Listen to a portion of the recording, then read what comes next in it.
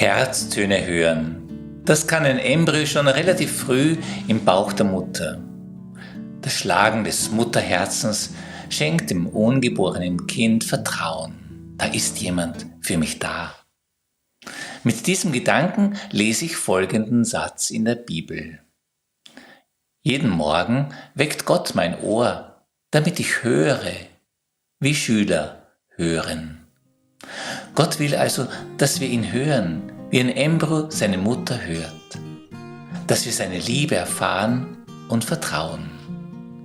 Neige also deines Herzens Ohr und wage Vertrauen.